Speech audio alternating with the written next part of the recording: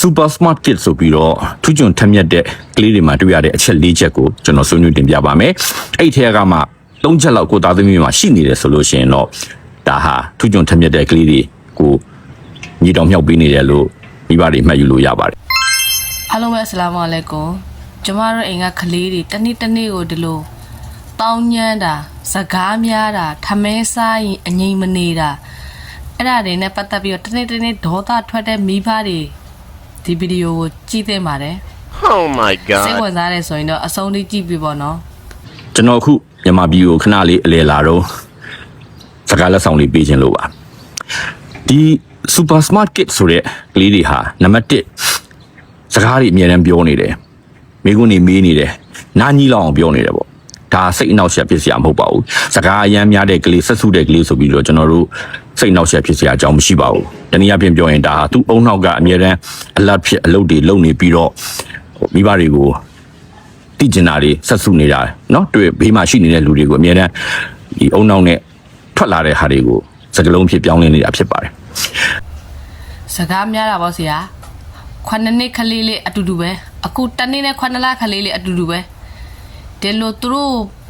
မေးလိုက်တဲ့မေးခွန်းတွေပြောလိုက်ရတဲ့စကားတွေတရက်ကိုអော်လိုက်ရတာဆရာဒါကတော့မိဘတိုင်းပေါ့နော်ဒုတိယတစ်ချက်ကတော့ဗာလဲဆိုတော့သူတို့အငြိမ်မနေတာပါပြေးနေမယ်လွှားနေမယ်တကူပေါ်တက်မယ်ဟလာငငယ်ရဆိုအဲ့လိုမျိုးဆိုမြောက်လောင်းလေးလို့ပြောကြတာပေါ့ဒါပေမဲ့ဒီလိုအငြိမ်မနေတာဟာလေသူတို့ရဲ့လက္ခဏာပဲဖြစ်ပါတယ်ကလေးတွေရဲ့အုံနောက်ကတက်ကြွနေတယ်သူတို့ရဲ့ခန္ဓာကိုယ်တွေကတပြိုင်နက်တည်းလေးလှုပ်ရှားနေတယ်အဲ့တော့ဒါကြောင့်မလို့ဒီအချက်ကလည်းကောင်းမွန်တဲ့အချက်လေးချက်ဖြစ်ပါတယ်ကဘာပေါ်မှာလေသူတို့လောက်တောင်းညံဆုံးကလေးလေနောက်ထပ်တစ်ယောက်မရှိသလိုပဲအိမ်ကကလေးတွေတောင်းညံတာများဆရာဘယ်အမြင့်ဘို့တက်ရမလဲသူတို့အတွက်ပဲဝရဏဘို့တက်လိုက်ခုံဘို့တက်လိုက်အော်လိုက်ဟောက်လိုက်တော်တော်ကြီးကိုအော်ယူရတယ်ဆရာအဲ့ဒါကတော့နှစ်ချက်ကတော့မှန်ပါ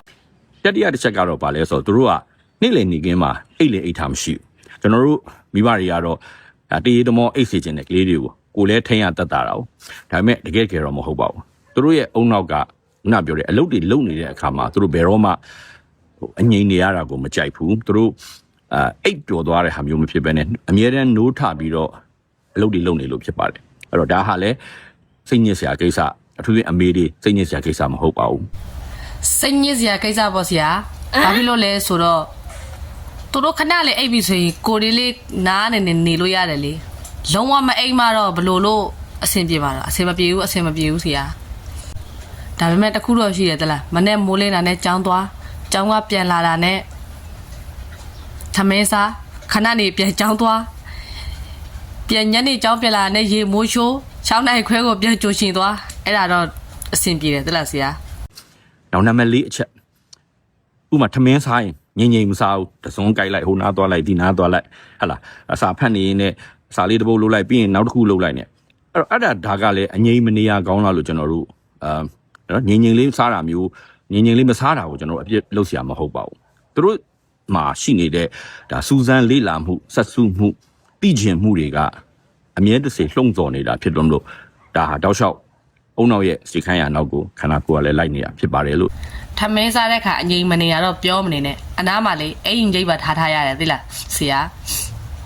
ဘလောက်ထိတောင်းညက်လဲဆိုတော့အဲ့မှာပဲကြည့်လိုက်တော့အိမ်ကြီးကိုထမင်းပကံချပြီးဆိုတော့အိမ်ကြီးအနားမှာထားရတယ်ဒါပေမဲ့ရိုက်တာတော့မဟုတ်ဘူးပေါ့သူတို့လည်းကြောက်အောင်လို့ကျွန်တော်ဖတ်ဖူးမှတ်ဖူးပါတယ်အဲ့တော့ဒါကြောင့်မလို့မိဘတွေကိုကျွန်တော်အကြံပေးချင်တာကအခုကျွန်တော်ပြောခဲ့တဲ့၄ချက်ကဘယ်အချက်တွေကများမိမိသားသမီးမှာရှိနေလဲ comment ဆေးမှာရေးခဲ့ပေးပါဆရာပြောတဲ့အချက်၄ချက်လုံးအကုန်လုံးပါတယ်အချက်၄ချက်လုံးကျမကလေးတွေအပြည့်ပဲမှန်လားတစ်ချက်လားနှစ်ချက်လားသုံးချက်လားလေးချက်လားပေါ့အဲ့လိုပဲ sharing လေးလုပ်ကြည့်ပြီးတော့တခြားမိဘတွေကဘယ်လိုတွေပြောကြလဲဆိုတာမျိုးလေးလည်းတိုက်ကြည့်ပါလားဒါမှကိုသားသမီးကိုဘယ်လိုညီတော်မြောက်ပေးနေတယ်ကိုသားသမီးချင်းတွေကိုနားလည်နိုင်မှာဖြစ်ပါတယ်ကျွန်တော်ကောင်းချင်းဆိုပါကျွန်တော် page ကို follow လုပ်ထားလို့ရပါတယ်မိဘနဲ့သားရီသမီးတွေအတွက်လိုအပ်တဲ့ skills တွေကိုသင်ကြားလေ့ကျင့်ပေးနေတဲ့သူတယောက်ဖြစ်ပါတယ်ကျေးဇူးအများကြီးတင်ပါတယ်ခင်ဗျအဲ့တော့ဆရာဗီဒီယိုနားထောင်ပြီးတော့လေတကယ်လည်းကျေးဇူးတင်တယ်သလားကျမတို့တွေကိုအခုလိုမျိုးနှစ်သိမ့်ပေးတာကျေးဇူးပဲဆရာနော်ဆရာအကောင့်ကိုလေ follow လုပ်ထားပေးတယ်နော်ဆရာ page ကိုနောက်ထပ်လေကျမတို့လိုအမေချမ်းတွေကိုလေ အများကြီးနှစ်သိမ့်ပေးဖို့အတွက်ဒီလိုမျိုးစကားချူချူလေးတွေပြောပြပါနော်ဆရာ